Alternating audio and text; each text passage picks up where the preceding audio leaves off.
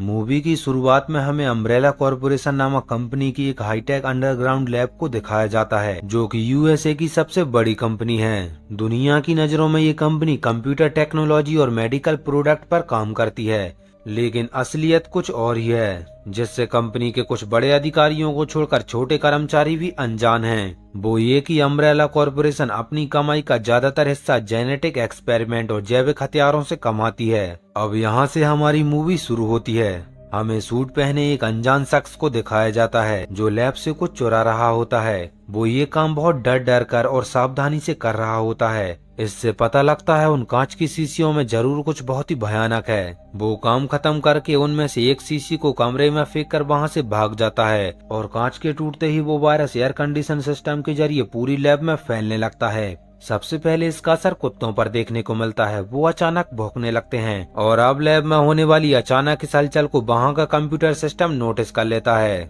आपको बता दें, ये कंप्यूटर सिस्टम बहुत ही एडवांस और इंटेलिजेंट है, जिसका नाम रेड क्वीन है। और कुछ ही देर में रेड क्वीन टी वायरस को डिटेक्ट कर लेती है और लैब में इमरजेंसी अलार्म बजना शुरू हो जाता है। लिफ्ट काम करना बंद कर देती है।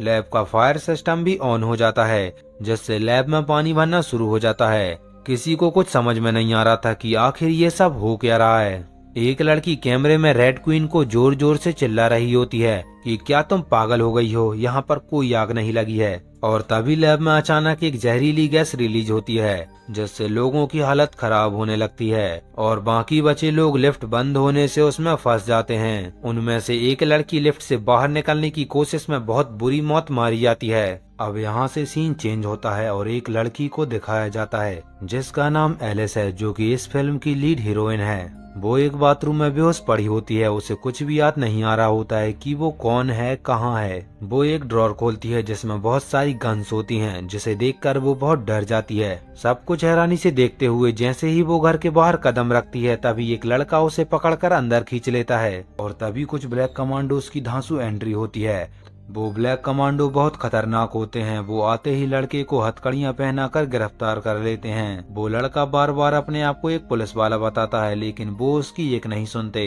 साथ ही कमांडो एलिस से किसी रिपोर्ट के बारे में पूछते हैं, लेकिन उसे कुछ भी समझ में नहीं आता क्योंकि उसे कुछ भी याद नहीं होता।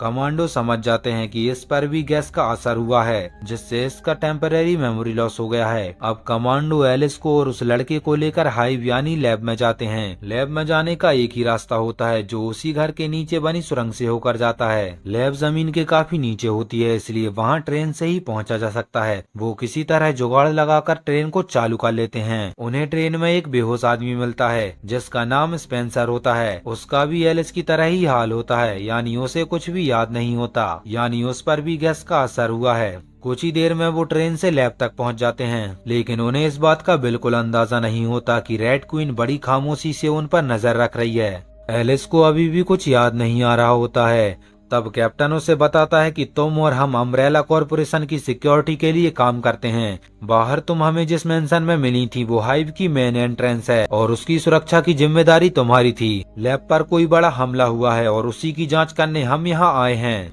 इतनी देर में बाकी कमांडो दरवाजे को काटकर हाइव में जाने का रास्ता बना लेते हैं, लेकिन जैसे ही वो लैब में एंटर होते हैं, सबकी आंखें फटी की फटी रह जाती हैं। वहाँ काम कर रहे सभी कर्मचारियों को रेड क्वीन ने बहुत बुरी मौत मारा होता है, लेकिन रेड क्वीन ने ऐसा क्यों किया, इसका जवाब अभी भी किसी के पास नहीं था। अब वो सभी जल्द से जल्द रेड क्वीन के चैम्बर तक पहुंचना चाहते हैं, जिससे उसे बंद किया जा सके, वरना हो सकता है वो उन सभी को भी मार दे। लेकिन चैम्बर के अंदर पहुंचना इतना आसान नहीं था। इसके बाद वो सभी फाइनली रेड क्वीन के चैम्बर तक पहुंच जाते हैं, क्योंकि रेड क्वीन ने अपनी सुरक्षा के सभी बंदोबस्त कर रखे थे। उनके पास एक ऐसी मशीन थी जिससे रेड क्वीन को बंद किया जा सकता था। उन कमांडोज के साथ एक बहुत ही इंटेलिजेंट हैकर होता है, जो बड़ी आसानी से चैम्बर के दोनों दरवाजे हैक करके खोल देता है। लेकिन जैसे ही वो चैम्बर के अंदर कदम रखते हैं, रेड क्वीन दोनों दरवाजों को वापस से लॉक कर देती है, जिससे कमांडो कमरे के अंदर फंस जाते हैं। दरअसल खुद को आसानी से हैक करवाना रेड क्वीन की एक चाल होती है। अब रेड क्वीन अपना वेपन सिस्टम एक्टिवेट कर लेती है और कमरे में एक अजीब तरह की लेजर बनती है।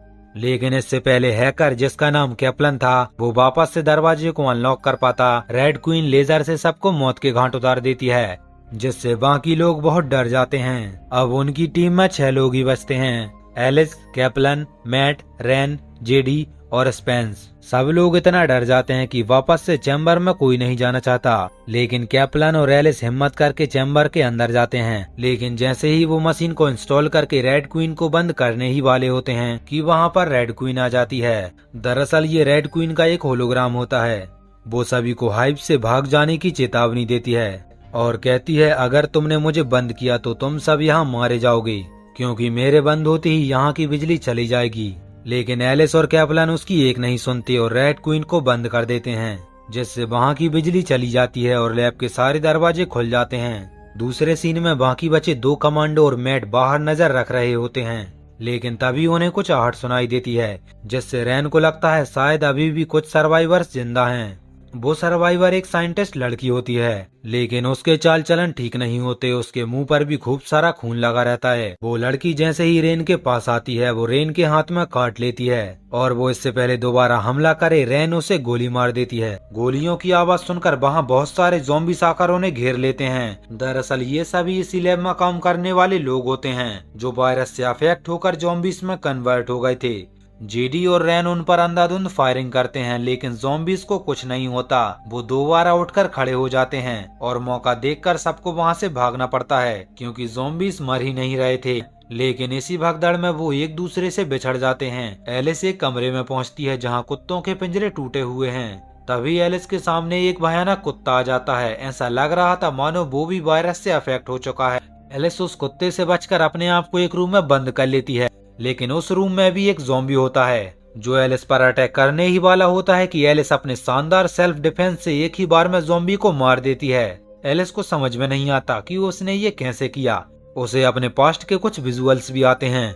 इसके बाद वो दूसरे कमरे में मैट से मिलती है। मैट एलिस को बताता है कि कई बुरे लोग इस वायरस को चुराने की फिराक में हैं, क्योंकि इस वायरस की ब्लैक मार्केट में अरबों खरबों में कीमत है, क्योंकि ये वायरस पूरे के पूरे देशों को बर्बाद कर सकता है।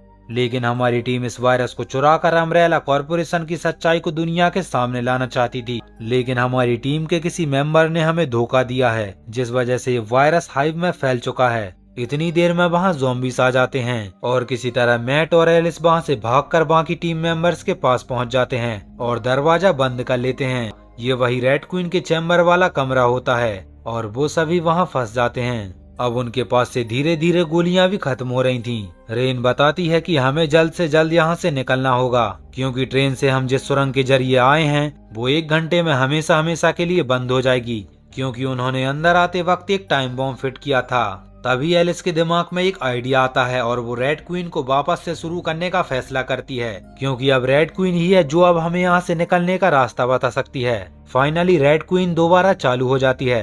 एलिस रेड क्वीन से पूछती है, आखिर यहाँ पर ये सब हो क्या रहा है, और अगर तुमने हमें सब कुछ सच सच नहीं बताया तो हम तुम्हें हमेशा हमेशा के लिए बंद कर देंगे। इसके बाद रेड क्वीन बताती है कि टी वायरस हमारी अब तक की सबसे बड़ी खोज है।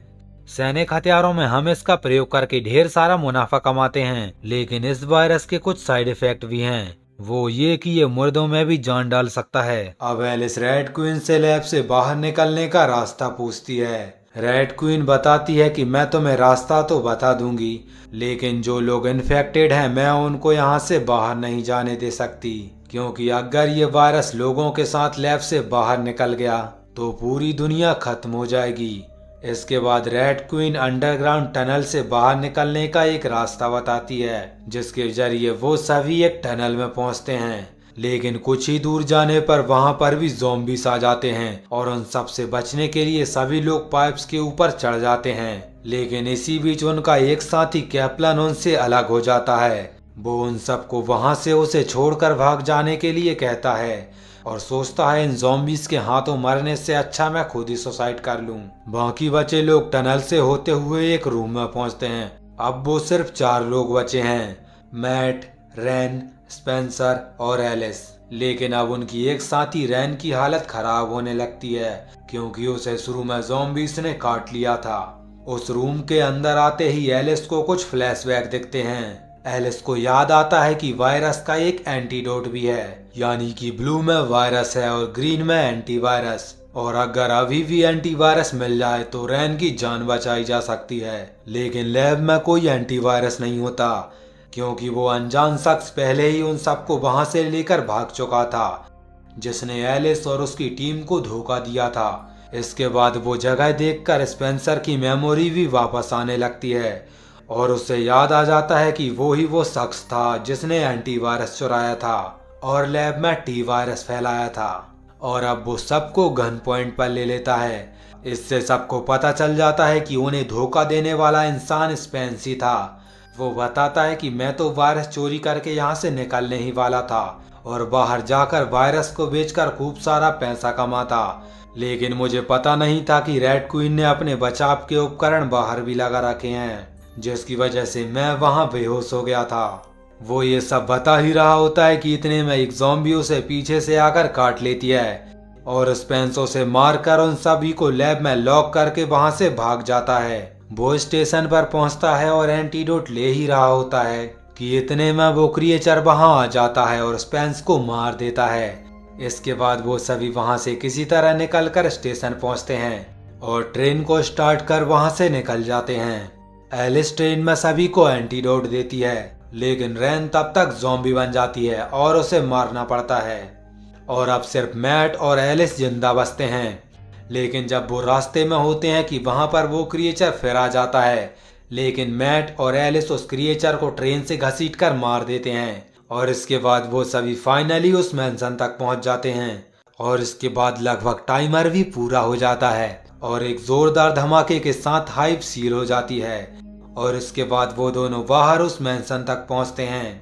लेकिन बाहर पहुंचते ही मैट के शरीर में कुछ बदलाव होने लगते हैं। दरअसल ये उस क्रिएचर के इन्फेक्शन का नतीजा होता है और एलिस उसे एंटीडोट दे ही रही होती है कि वहां पर कुछ साइंटिस्ट आकर एलिस और मैट को पकड़ लेते हैं।